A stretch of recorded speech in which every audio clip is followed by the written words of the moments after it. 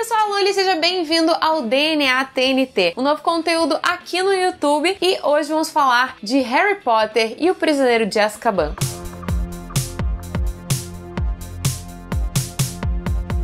Durante essa semana, nos dias 14, 15 e 20 de março, a TNT exibe o terceiro filme da saga Harry Potter, que é dirigido pelo Alfonso Cuarón e traz o nosso trio maravilhoso de atores favoritos e introduz vários novos também. Prisioneiro de Azkaban sempre foi o meu livro favorito da saga Harry Potter e eu acho que é o meu filme favorito também da saga. Eu não era tão fã assim do Cuarón quando eu assisti e depois, conforme eu fui procurando os outros trabalhos dele, eu pude ver como é muito semelhante com esse filme de Harry Potter. Os dois primeiros filmes da saga foram dirigidos pelo Chris Columbus e tinha uma aura assim meio reluzente, meio brilhante no mundo bruxo, e o Alfonso Cuarón foi o primeiro diretor a dar um toque meio sujo pro mundo bruxo, que é uma coisa que estava presente nos livros pra quem leu antes de ver os filmes. Então ele traz uns tons mais escuros e deixa as coisas meio sujinhas, assim, bem com a cara do que a J.K. Rowling fez no livro. E também bem com a cara dos outros trabalhos que ele já fez, como A Princesinha e Filhos da Esperança. Dentro desse livro, Prisioneiro de Azkaban, a gente tem a introdução de vários elementos muito importantes que podem aparecer ou na Ordem da Fênix, ou nas Relíquias da Morte. Dentro da saga dos livros, esses elementos vão aparecer, como, por exemplo, o mapa do Maroto, toda a história que a gente descobre do pai do Harry, Professor Lupin, Sirius Black, que inclusive é interpretado pelo Gary Oldman, que finalmente ganhou seu merecidíssimo Oscar, os Dementadores, que são uma alegoria para a depressão, e o Patrono, que são esses pensamentos felizes que combatem os Dementadores, os Comensais da Morte, Azkaban, mas principalmente o poder da mídia na opinião popular. Afinal de contas, o Profeta Diário fica noticiando da fuga do Sirius Black. É a primeira vez que a gente vê o jornal tão presente assim na saga, e isso vai contar muito depois, porque o Harry começa a ser perseguido, lembra? Lá no livro número 5. Então aí a gente tem meio que uma sementinha do que vai virar lá na frente. E a gente também tem o Ministro da Magia, o Ministério da Magia como um todo, e a profecia que dizia que seria o Harry a pessoa a derrotar o Voldemort. Mas além desses elementos que foram introduzidos desde o livro, a gente tem a introdução de outros elementos no filme, como por exemplo os alunos não usarem mais uniforme o tempo inteiro na história. O Alfonso Cuarón privilegiou bastante o tempo livre dos alunos, mostra que existem atividades artísticas e extracurriculares em Hogwarts, e também a gente tem várias cenas na sala comunal ou naquele quarto onde eles dividem os beliches, e tem umas pitadas de humor nesses momentos, como por exemplo quando a mulher gorda não quer deixar os meninos entrarem porque ela tá praticando a ópera dela e ela quebra o copo com a própria voz. Mas além disso, a gente também tem uma das cenas mais girl power de toda a saga, que é essa que vocês estão vendo agora, Hermione dando um soco na cara do Malfoy.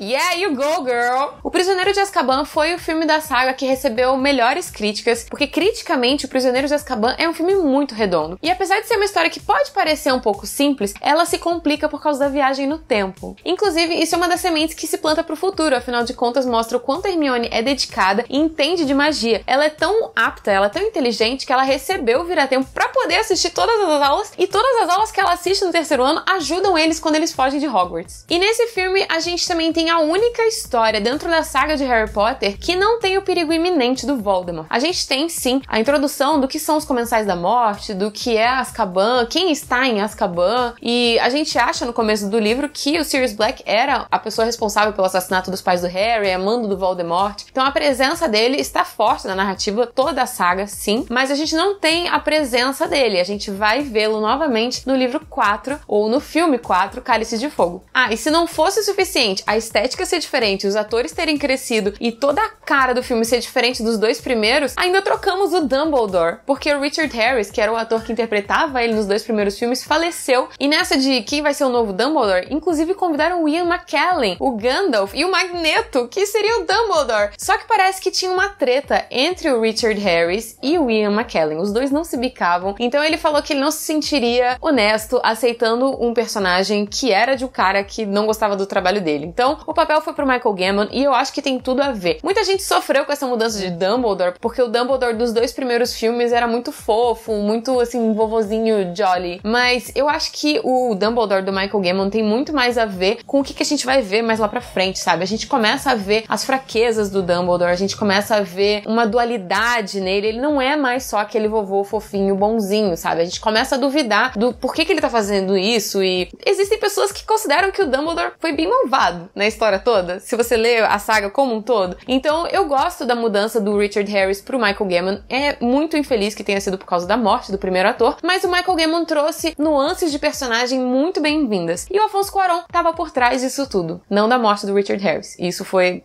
o destino mesmo. Harry Potter e o Prisioneiro de Azkaban é um dos filmes do Cuarón que tem as marcas do diretor, então dá pra encontrar um pouquinho disso, assim. A câmera sempre em movimento, ele tem um caráter meio documental nas obras dele, especialmente no Filhos da Esperança, se você for olhar. E, em geral, ele gosta muito de planos abertos e, especialmente, a câmera sempre se mexendo, dificilmente ele usa planos estáticos. Ele também usa muitos tons escuros, dificilmente ele trabalha cores saturadas dentro do universo que ele aborda. Isso você pode ver especialmente em A Princesinha, que é um filme baseado num conto infantil que tinha tudo pra ser assim mais colorido, então é muito legal como ele coloca a paleta de cores a favor da narrativa que ele tá contando. Se você se interessou pelo estilo do Cuarón, tem algumas obras aqui pra você assistir e quem sabe analisar essa parte estética dele. Gravidade, que foi o filme que deu o Oscar a ele em 2013. Filhos da Esperança, que tem a cena de plano sequência, olha, é uma das melhores cenas de plano sequência da história do cinema. A gente também tem A Princesinha, que foi o primeiro filme que o Cuarón fez nos Estados Unidos, e atualmente ele tá finalizando um filme chamado Roma, que se passa na cidade do México, com uma família de classe média dos anos 70. Ele, que nasceu em 61 na cidade do México, junto com o Iñárritu e o Del Toro, agora que ganhou o Oscar, formam o conjunto dos 3 diretores mexicanos que já foram premiados com o Oscar de melhor diretor.